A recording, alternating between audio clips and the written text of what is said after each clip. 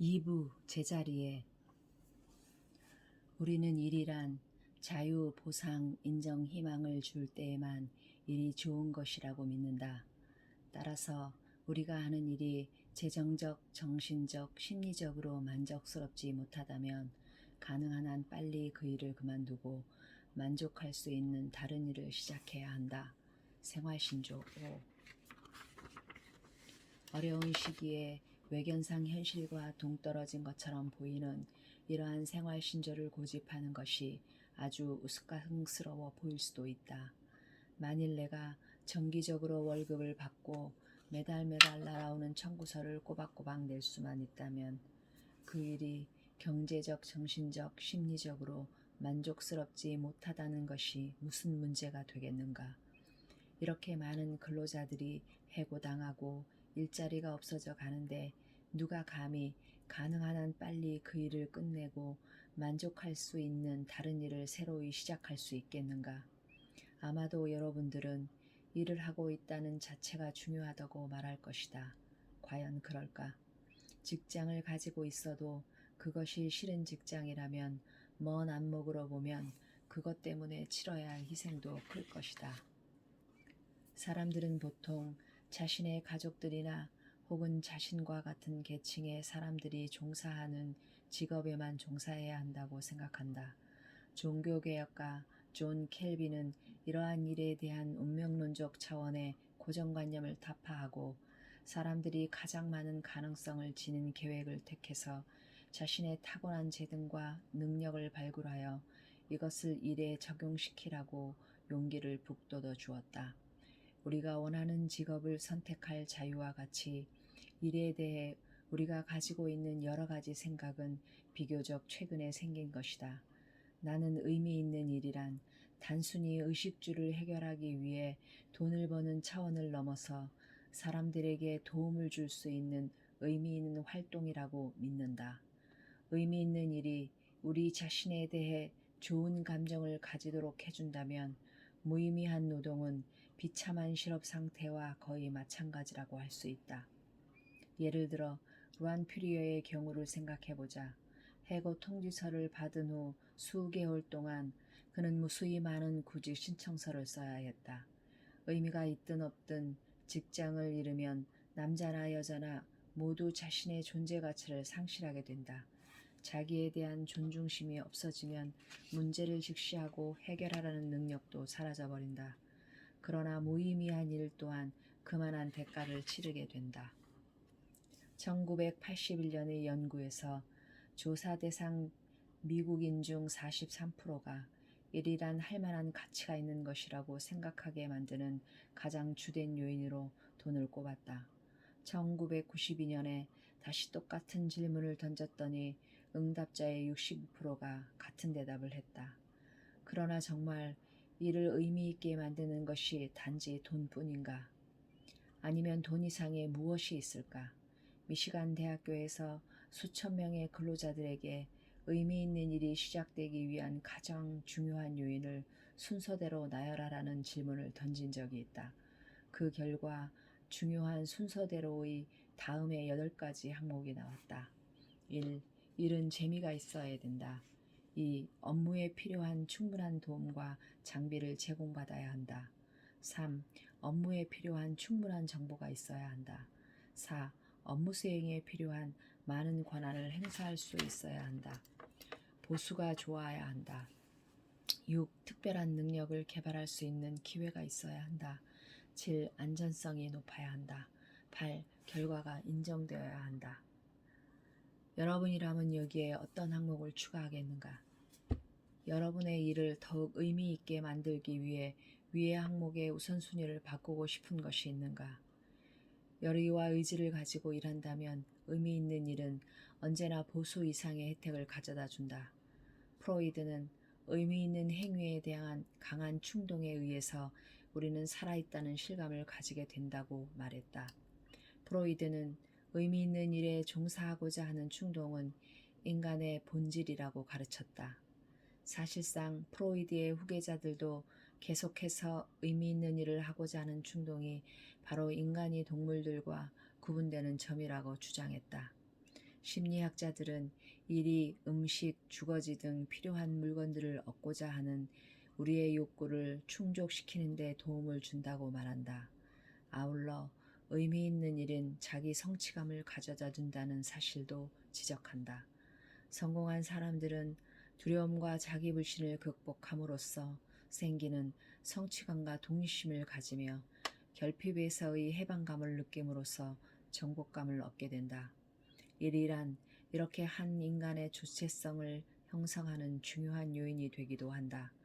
의미 있는 일은 또한 사람들에게 자신들이 세상을 변화시키고 국가의 부와 복지를 증진시키며 자신과 후손들을 위해 생활 수준을 향상시키고 있다는 믿음을 갖게 한다. 의미 있는 일은 사람들이 성장하고 시야를 넓힐 수 있는 기회를 제공하기도 한다. 여행을 할 수 있고 음악과 미술을 접하며 다양한 사람들도 만나고 일을 하지 않았더라면 겪을 수 없었던 경험들을 제공해 주는 것이다. 의미 있는 일은 자유를 가져다 준다. 경제적 자유는 정치적 자유 그리고 사회적 자유와 분리될 수 없다. 공산체제의 국가에서 산 사람들은 시장에서 향유할 수 있는 자유의 범위와 생활의 다른 모든 분야에서 향유할 수 있는 자유의 범위가 연관성이 있다는 것을 잘 알고 있다. 여러분이 원하는 곳에서 일을 할 수 있는 자유는 다른 모든 종류의 자유와도 결부되어 있다. 의미 있는 일과 자유기업은 자유와 책임이라는 커다란 덩어리의 일부분이다. 자유에는 언론의 자유, 집회의 자유, 투표와 정치 활동의 자유, 종교의 자유, 간섭과 박해의 공포 없이 생활하고 사랑할 자유 등이 있다. 의미 있는 일은 권한이 널리 분산되어 있으며 모두에게 균등한 기회가 주어지는 곳에서 생겨난다. 나는 학교에서 두 가지 종류의 자유에 대해 배웠다. 어른이 되자 나는 이 추상적인 원칙의 중요성을 깨닫게 되었다. 자유의 원칙은 교과서에 나열된 단어로만 설명될 수 있는 것이 아니었다. 나는 두 가지 자유 중 하나는 무엇으로부터의 자유라고 배웠다. 이것은 권리장전에 나오는 자유이다. 즉 모든 사람은 정부의 억압으로부터 자유로워야 한다는 사상이다. 정부는 우리에게 어떤 중요한 행동을 하라고 강압하거나 강제로 하지 못하게 할 수 있는 권리를 가지지 않는다. 또 하나는 무엇을 해야 할 자유라고 배웠다. 진정한 자유는 우리가 우리의 목표와 꿈을 성취할 자유를 가질 때에만 존재한다. 무엇을 할 자유는 우리에게 계획을 실행하고 우리의 인생에 무엇인가를 할 수 있는 자유를 가져다 준다. 기업가가 될 수 있는 자유 또는 자신의 직업을 선택할 수 있는 자유는 무한한 가치를 가진 자유이다. 진정한 자유 속에는 수많은 기회와 함께 일하고 그 노동의 대가를 향유할 수 있는 능력이 포함되어 있다. 진정한 자유는 우리의 꿈을 실현하게 하는 수단을 제공한다. 꼭 성공할 것이라는 보장은 아니라 하더라도 우리의 노력이 헛되지 않을 것이라는 약속과 같은 것이다. 자유를 자발적 행동을 지속적으로 할 수 있는 능력이라고 말하는 사람도 있다. 더 간단히 말하면 우리는 진정으로 자유로울 때에만 우리의 꿈을 실현하기 위한 행동을 취할 수 있다는 말이다.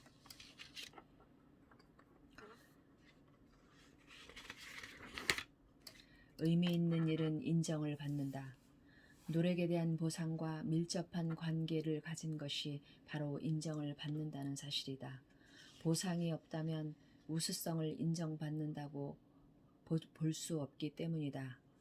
우리는 모든 사람들에게서 인정을 받을 필요가 있다. 심리학자들은 이것을 긍정적 강화라 부르고 있다. 나는 보상과 인정은 서로 동반해서 나타난다고 믿고 있다. 둘 중에 하나가 빠진다면 의미가 없다. 란 퓨리어는 이렇게 말했다. 이 회사가 성공을 거둔 핵심은 사람들이 보람과 자신감을 갖는 데 있습니다. 우리는 기꺼이 다른 사람의 성공을 축하해주는 그런 사람들이죠. 그는 웃으며 덧붙였다. 우리의 칭찬은 가장이나 위선이 아닙니다. 우리는 동료들이 얼마나 열심히 일을 하는지 잘 알고 있거든요. 그리고 집에 앉아 TV나 보는 것이 훨씬 편한데도 불구하고 의지를 가지고 매일 밤 계속해서 밖에 나가서 일하는 것이 어떤지도 잘 압니다. 우리는 처음 1년 동안의 시간과 노력, 의지가 얼마나 중요한지도 알고 있습니다. 그래서 사람들이 목표를 성취했을 때 우리는 손바닥이 아파오고 목이 쉬도록 그들의 업적을 인정해 주는 것이 정당하다고 생각하지요. 우리가 일을 하는데 제 1차적인 이유가 재정적 보상일 수도 있지만 누군가가 가끔 우리를 칭찬해 주지 않으면 아무리 돈을 많이 벌어도 계속 일하기가 힘들 것이다. 우리 모두는 인정받을 필요가 있다. 나는 사람들이 성취하는 것을 인정해 주는 힘을 믿는다. 오늘날 세계 어느 곳에서나 사람들은 누군가가 자신이 하고 있는 일을 알아보고 칭찬해 주길 바란다. 그 이유를 이해하기란 어렵지 않다. 인정받음으로써 자기 성취감과 자신감을 얻을 수 있기 때문이다. 그것은 단순한 부추김이 아니다. 인정받기를 원하는 것은 인간 본성의 일부이다. 인정을 받지 못하면 성공할 확률도 극히 낮다. 우리는 상대방을 인정해 줄 때 당신은 중요하다. 당신은 뭔가 중요한 일을 하고 있다라고 말한다. 인정받지 못하면 사람들은 성공에 대한 흥미를 잃어버린다. 인정받지 못하면 사람들의 개성도 없어지고 존재 가치도 잃는다. 여러분이 고용주건 직원이건 그것은 별로 중요하지 않다. 우리 모두는 서로 성취자가 되도록 도와줄 필요가 있다. 간단한 감사 카드나 전화 한 통화가 가져올 수 있는 효과를 상상해보라. 동료 직원이 이룬 일에 관심을 표명하고 그것을 칭찬해 주어라. 그러면 그들도 여러분이 필요로 하는 보상과 인정을 가져다 줄 것이다. 의미 있는 일은 희망을 가져온다. 이룰 수 없는 꿈에 얼마나 오래 매달릴 수 있겠는가. 희망은 꿈을 실현시킬 방법이 없을 때 끝나버린다. 그러나 희망이 있으면 어떤 일이든지 가능한 것이다. 희망만큼 좋은 약은 없다고들 말한다. 그렇게 강력하고 자극적인 약은 없을 것이다. 자유기업과 희망은 불가분의 관계에 있다. 여러분의 생활 수준이 향상될 수 있다는 희망, 경제적 형편이 좀 나아질 것이라는 희망, 월급 인상이나 승진에 대한 희망, 자기 사업을 시작할 수 있다는 희망, 이런 것들이 자유기업의 본질이다. 우리는 희망이 꺼지지 않도록 해야 한다.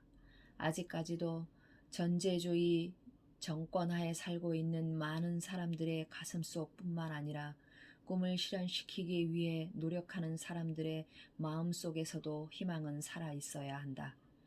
어디든지 빈곤과 무주택, 실업, 고통에 있는 곳이라면 현실적이고 실질적인 생명을 주는 희망을 불어넣어 주어야 한다. 그렇지 않으면 자본주의 역시 실패할 것이다. 1세기에 살았던 폴린이라는 철학자는 희망은 세계를 떠받치는 기둥이며 모든 깨어있는 사람들의 이상이다라고 말했다. 우리는 세계의 미래는 절망의 나락에서 헤매고 있는 사람들에게 얼마나 많은 희망을 불어넣어 줄 수 있는가에 달려 있다. 유럽, 아시아, 남북미, 호텔 연회장, 대규모 회의장, 운동 경기장 등에서 나는 희망의 소식을 반기는 사람들의 환호를 들었다. 우리는 모두 자유, 보상, 인정, 그리고 특히 희망을 갈망한다. 이들 요소는 의미 있는 일들을 서로 단단히 연결시켜주는 기둥이며 더욱 강력한 자유기업 제도를 만들어준다. 이런 초석 위에서 더불어 사는 자본주의는 횃불처럼 빛날 것이다. 우리는 자본주의가 우리가 사는 세상의 경제 부흥에 대해 희망을 제공하기 때문에 자본주의 자유기업을 신봉한다. 따라서 만일 자본주의가 무엇인지 어떻게 그 역할을 수행하는지를 모르고 있으면 분명히 알아야 할 필요가 있다. 우리 경제의 미래는 바로 자본주의에 달려 있으니까. 생활신조 6.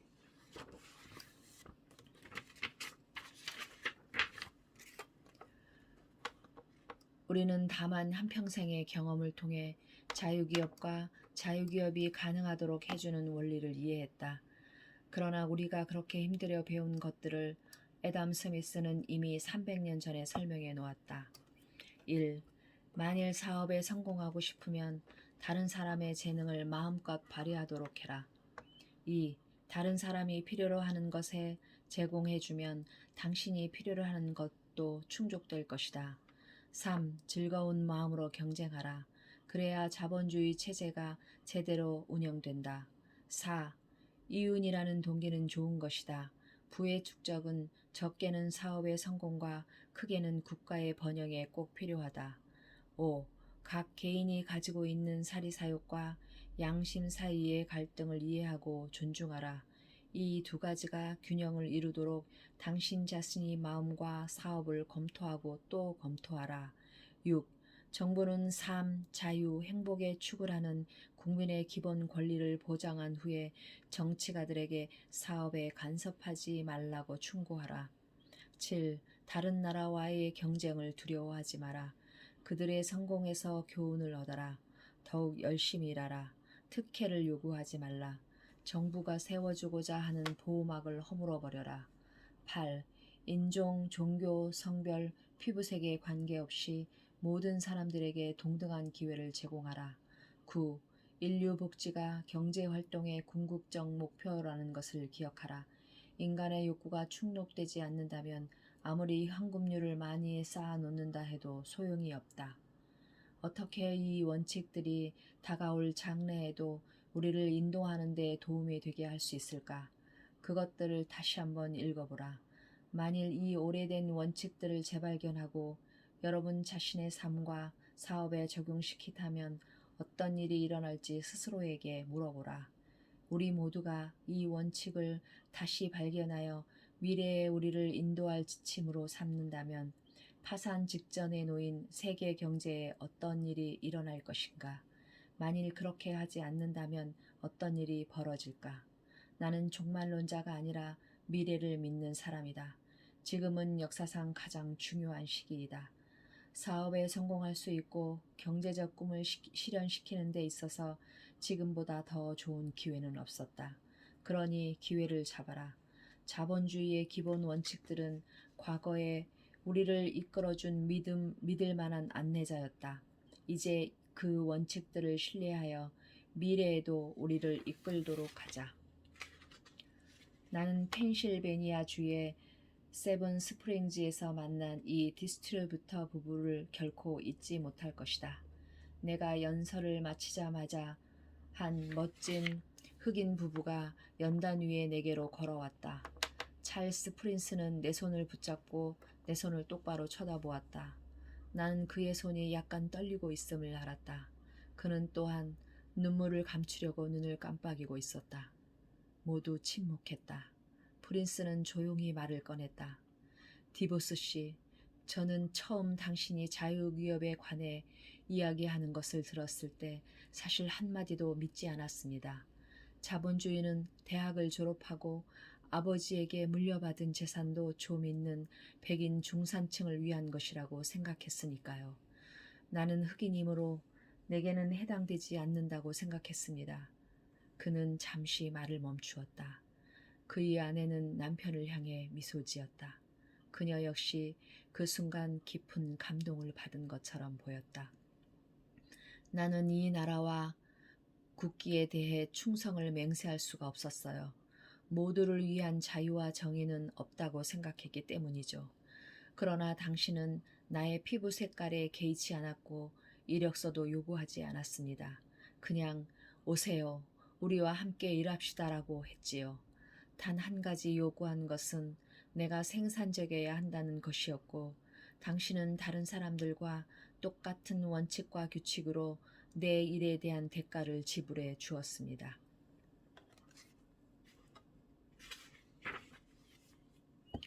우리는 더불어 사는 자본주의를 실천하는 것이 참다운 성공을 거두는 비결이라고 믿는다.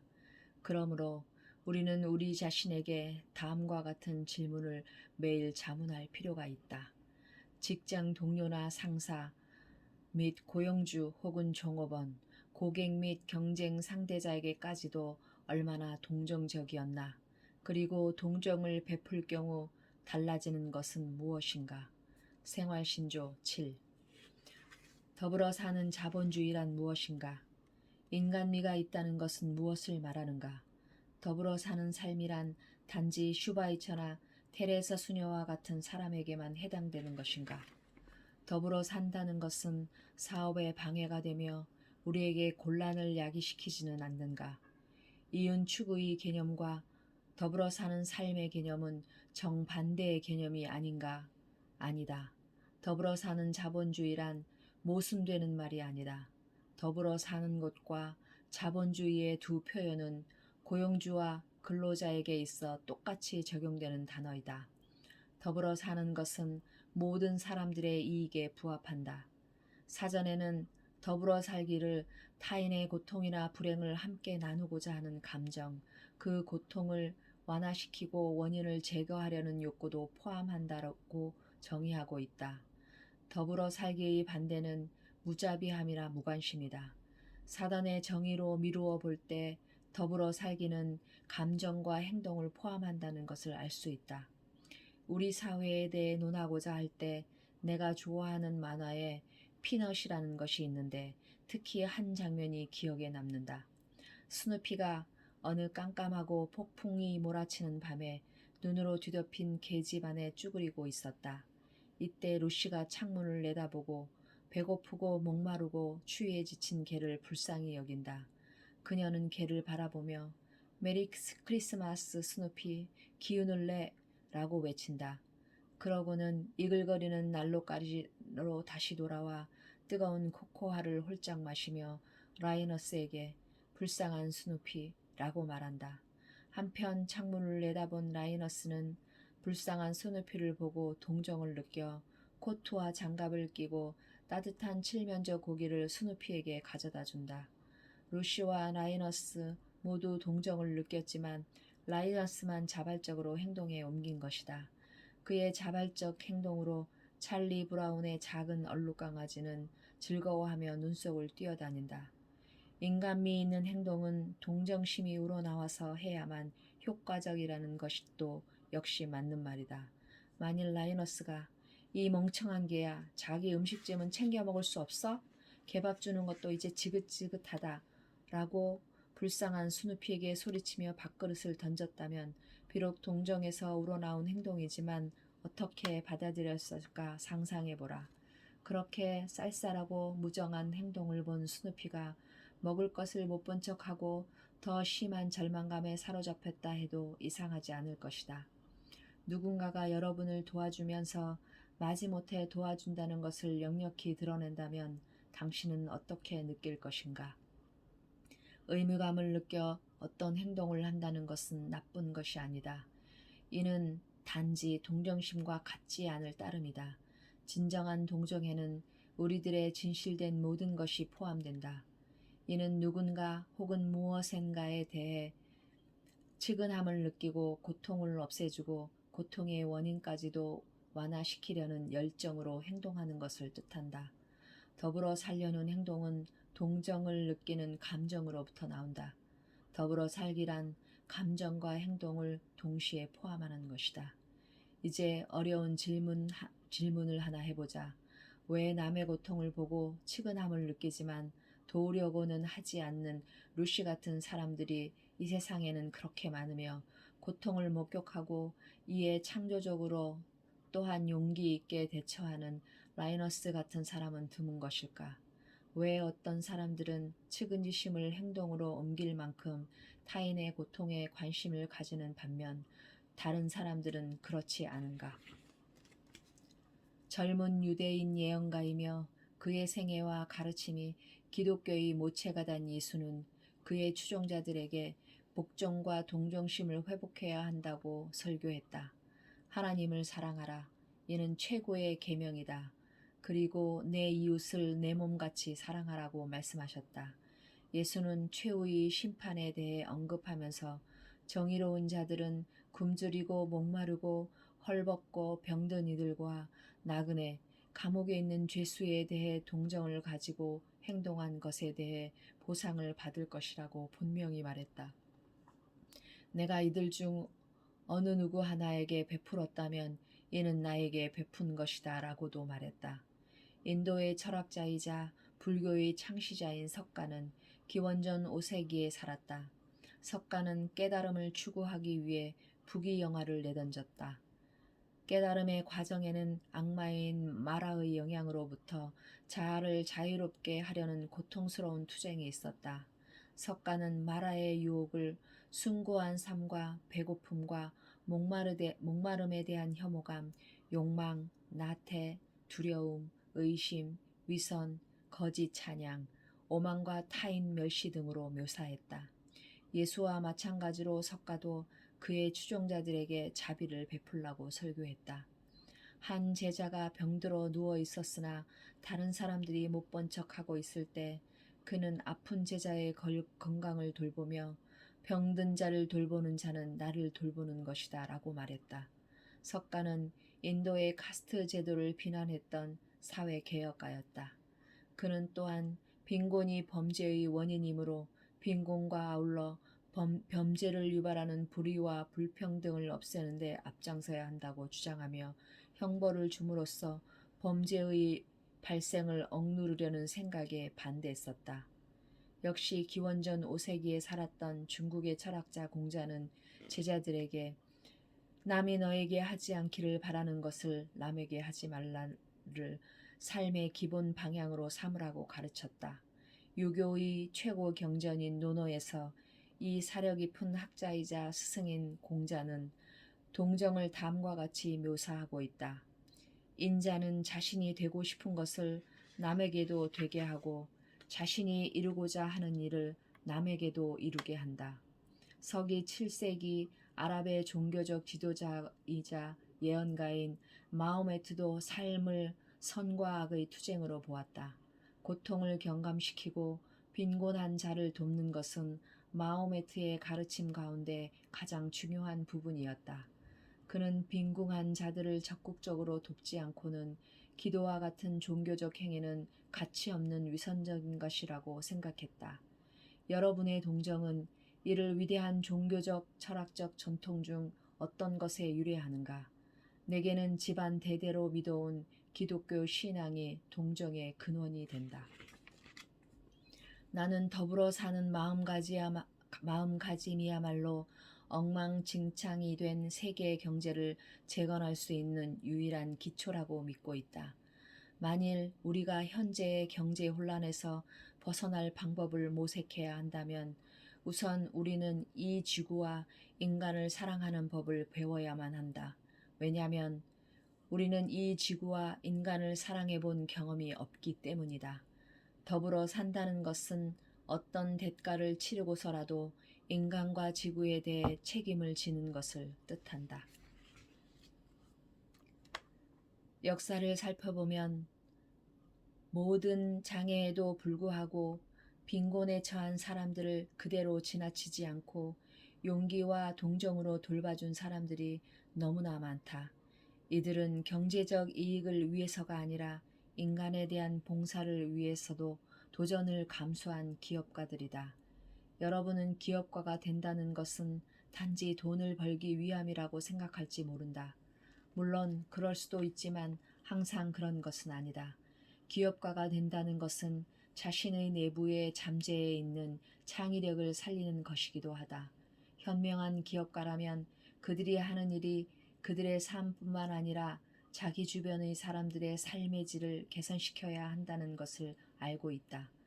기업가가 된다는 것은 필요한 것이 무엇인가를 알고 그것을 충족시킨다는 것이다. 그 욕구는 비누에 대한 욕구일 수도 있고 동정적인 봉사에 대한 욕구일 수도 있다. 여기에는 같은 종류의 개념이 내포되어 있다. 실제로 기업과 정신과 더불어 살기는 깊은 상관관계가 있으며 또한 당연히 관계를 가져야 한다. 더불어 사는 자본주의자는 자기 자신을 기업가인 동시에 사회 사업가로 간주한다. 경제적 이익을 위해 사업을 하지만 그 과정에서 그의 지침이 되는 것은 동정이다. 또한 일부 사회 사업가들이 그들의 수완으로 일을 해나가지만 대부분 더불어 사는 자본가들의 시간과 돈, 아이디어의 지원을 받아 일을 해나간다. 모든 직종을 망라해서 더불어 사는 자본가들의 예는 역사를 통해 무수하게 발견될 수 있다.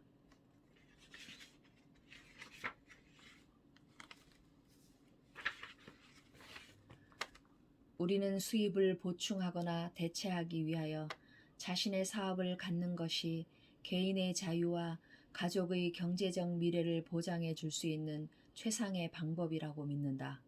그러므로 우리는 자신의 사업을 시작하는 것에 대해 혹은 현재의 사업이나 직업에 있어 좀 더 기업과 다워지는 것에 대해 심각히 생각해야 한다. 생활신조 8. 기업가란 무엇인가? 여러분은 그 같은 정신을 삶 속에서 느낀 적이 있는가? 여러분은 자신을 자본가 아니면 적어도 잠재적인 자본가로 간주하는가? 아니면 거기에 저항하는가? 모든 자본가들이 전형적인 재벌들은 아니다. 즉 시가를 입에 물고 멋진 양복을 입고 리무진을 타고 다니는 냉혈적인 거물들은 아니다. 이 지구상에서 가장 관대하고 사랑이 풍부하고 따뜻한 마음을 가지고 있는 사람들만이 진정한 의미의 자본가라는 명칭을 부여받는 것이다.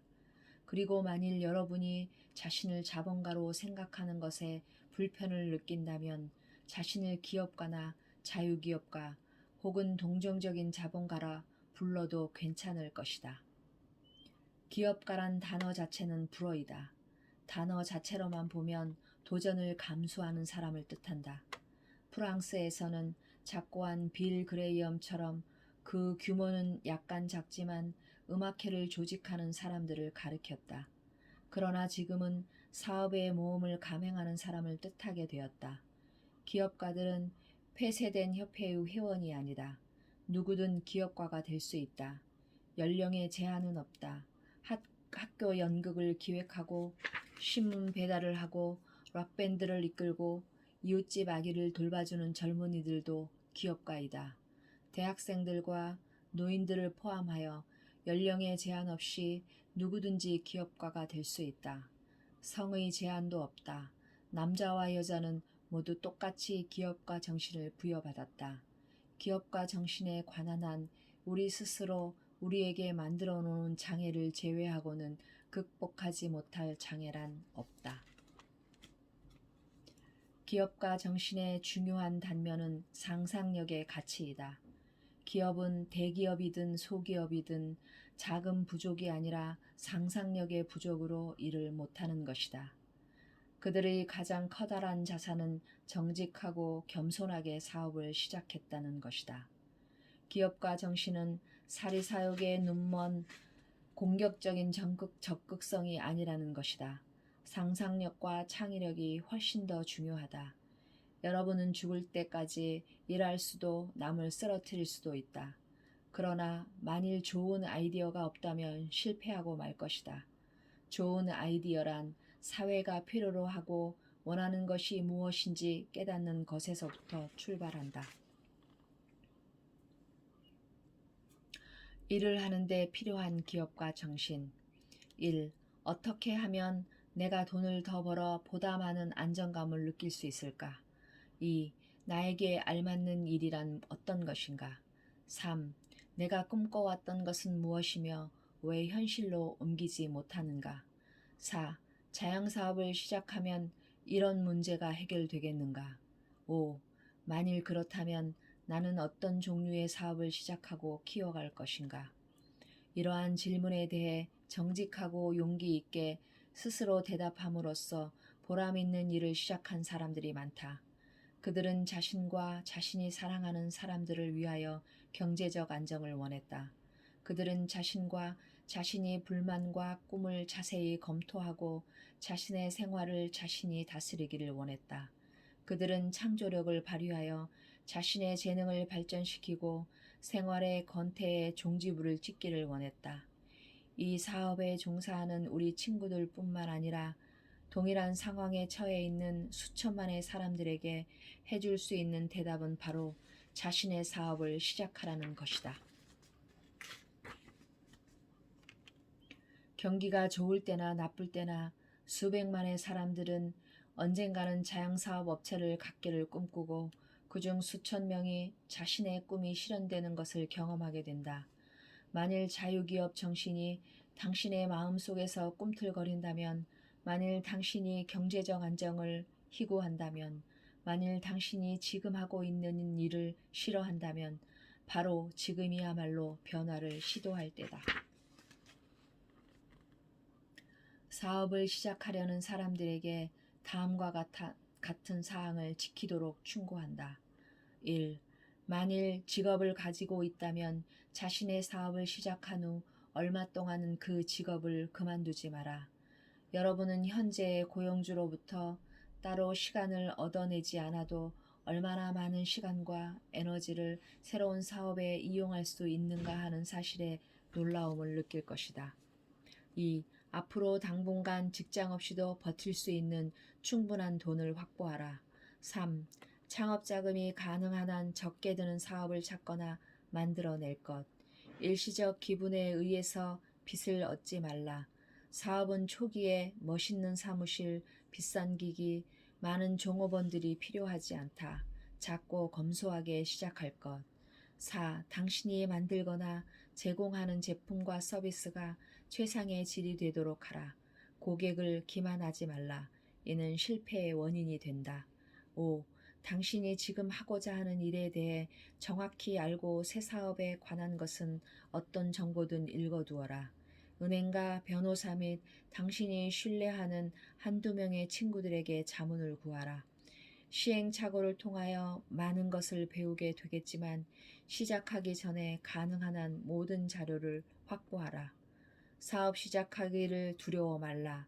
불경기인 1990년에도 중소기업의 수입이 65% 증가하였다는 것과 미국뿐 아니라 전 세계에서 새로운 기업이 우후죽순처럼 생기고 있다는 사실을 유념하라. 반복해서 강조하고 싶은 것은 아메이를 포함하여 어떤 직업이나 사업의 시작을 생각하기 전에 진지하게 먼저 검토해 보라는 것이다. 즉, 원하는 사업과 동종 사업에 종사하는 사람들이 성실한가를 확인하라. 예를 들어 체리와 체리 메도우 부부는 국제적 아메이 사업을 성공적으로 이끌고 있지만 그들은 처음에는 우리가 약속을 지킬 수 있을지에 대해 의문을 가지고 있었다. 졸업을 하고 결혼을 한 후 메도우 부부는 노스캐롤라이나 주로 이 주의 케미컬 엔지니어링 분야에서 직업을 구했다. 체리는 가정선생으로 일했다. 그녀는 옷 디자인과 건축에 관해 텔레비전에서 강의하는 일도 했다. 아들 그레이그가 겨우 6개월이 되었을 때 메도우 부부는 아메이의 마케팅과 유통 플랜에 대한 설명을 듣게 되었다. 나는 그날 밤 들은 말을 이해는 했으나 믿지는 않았어요. 체리는 믿었지만 그 계획이 어떻게 실행될 것인가에 대해서는 이해하지 못했죠. 그래서 우리는 우리가 해야 할 일을 했어요. 그것은 하나하나 조사해 보는 것이었죠. 라고 체리는 회고한다.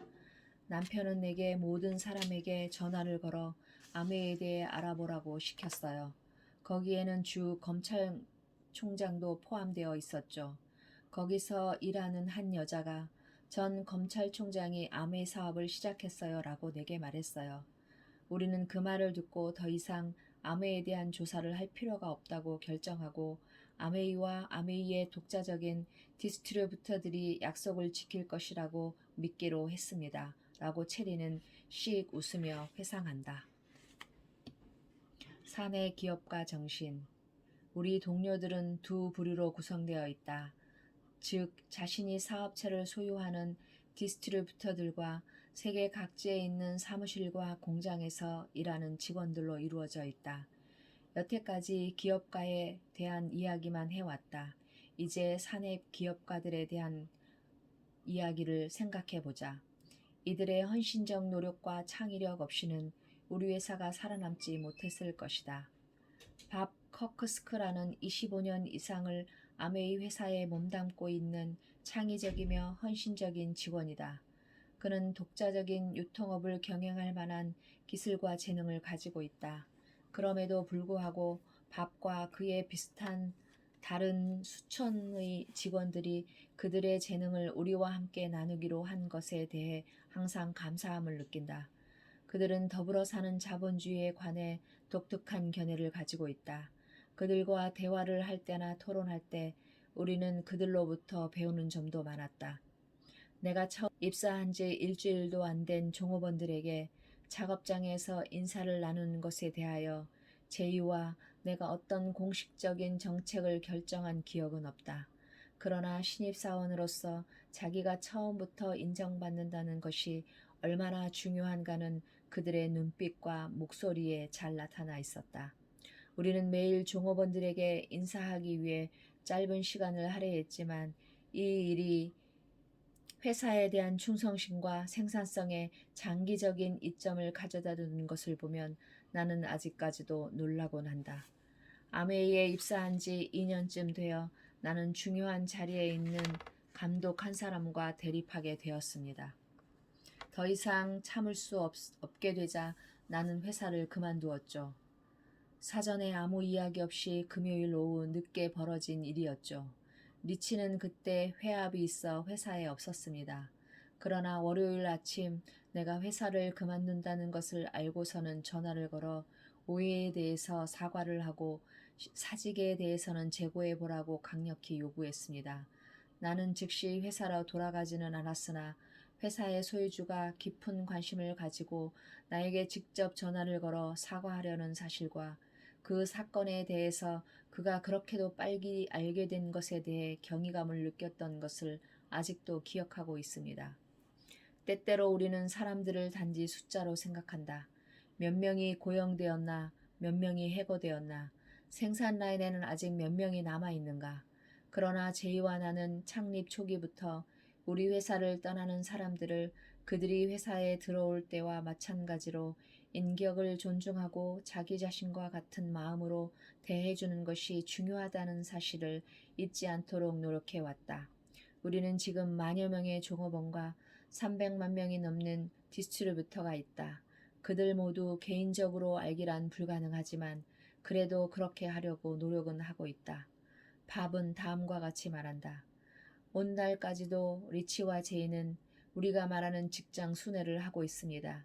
그들이 언제 어디서 모습을 나타낼지 아무도 모릅니다. 그처럼 갑작스럽고 예기치 못한 방문은 비록 우리의 행동을 조심스럽게 해야 한다는 점은 있지만 염탐과는 다른 것이었습니다. 그것은 오히려 훨씬 유쾌한 것이었습니다. 어이, 잘 있었어? 그들은 공장을 천천히 걸어다니면서 생산 라인 너머로 소리칩니다. 그러고는 질문을 하고 우리의 의견을 경청합니다. 이 일을 좀 더 원활하게 할 수는 없을까? 라고 리치와 제이는 컨베이어 벨트 기사나 연구기술자 옆에서 질문을 던지곤 하죠. 그리고 어떤 제안이나 비평을 말하면 제이와 리치는 그것을 귀담아 듣고 틀림없이 조치를 취해줍니다. 밥이 이렇게 말해준 데 대해 고맙게 생각하지만 제이와 내가 종업원들이나 그들의 요구에 대해 귀담아 듣지 못한 적이 많지나 않았는지 생각된다. 그런데도 역시 더불어 사는 자본주의를 실천하려면 이렇게 노력을 기울여야 합니다. 동정은 쌍방간에 적용하는 법이다. 우리가 우리의 종업원에게 다가가면 그들도 우리에게 다가온다. 그들의 충성심이나 창조적인 아이디어, 노력 없이는 회사는 성공할 수 없다. 회사가 커지면 커질수록 점점 더 사람을 당연히 여기게 되고 접촉하기 어렵게 된다.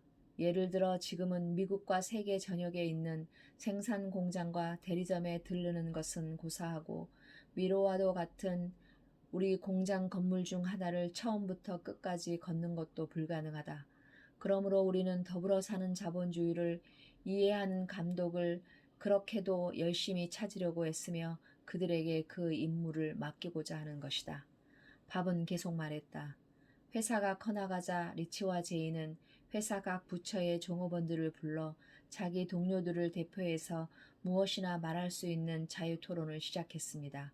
아직도 회사 전체의 서로 다른 분야의 종업원들이 식당이나 강당에 모여 일주일에 한 번씩 비공식적으로 모여 서로 의견을 나눕니다. 어떠한 질문도 허용되며 모든 대답은 주의 깊게 때로는 비판적으로 받아들여집니다. 수년간 리치나 제이 아니면 두 사람이 함께 그 자리에 있었습니다. 그런 회합되면 종업원들은 회사의 전통으로 자리 잡은 아이디어 교환을 활동을 갖는다.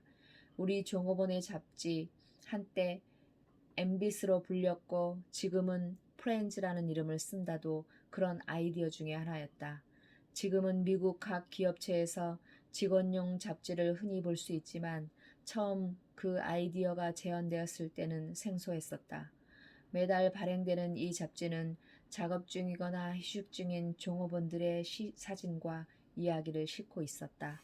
우리는 그런 잡지 기사를 통해 알게 된 개인적인 성취 또는 직업상의 성취에 대해 포스터나 사무실의 전시물을 통해서 또는 연애, 위로의 자리나 행사를 열어 감사를 표하게 되었다. 최상의 아이디어는 가끔 종업원들끼리 우정어린 대립을 보일 때 나온다. 에이다에 있는 우리 종업원들은 제이와 나에게 우리가 지배인들이 제 시간에 출근해서 하루 종일 일할 거라고 신뢰하는 만큼 종업원들도 마찬가지로 신뢰를 받아야 한다고 제의했다. 그래서 우리가 출근 기록계를 다 치워버린 후에도 작업 수행이나 출근 시간은 단 하루도 늦어지지 않았다. 더불어 산다는 것은 좋은 일이다. 여러분이 자신의 사업을 가지고 있는 고용주건 다른 사람의 사업을 위해 창의력을 발휘하고 헌신적으로 일하건 여러분의 기업과 정신이 자유로이 발휘될 수 있도록 하라. 더불어 사는 삶을 길잡이로 삼으면 우리가 성취할 못할 일이 없다. 더글러스 맥아더 장군은 삶에 있어서 안정은 없다. 단지 기회가 있을 뿐이다라고 말했다. 당신은 여생 동안 무엇을 하고 싶은가? 지금 당장 하라. 오늘 첫걸음을 내디디면 다른 모든 것은 따라올 것이다. 여러분의 마음속에 그 자유기업의 정신을 다시 한번 느껴보기 바란다. 시도하는 것을 두려워 말라. 앞으로 나아가라. 여행은 바로 첫 번째 발걸음으로부터 시작된다. 여러분의 꿈이 실현될 수 있도록 도와줄 수 있는 친구들을 찾으라. 더불어 사는 자본주의의 참된 기쁨은 여러분 자신의 개인적 성취와 재정적 안정뿐만이 아니다. 참된 기쁨은 다른 사람을 도와 그들이 개인적인 성취와 경제적 안정을 찾을 수 있도록 도와주는 것이다.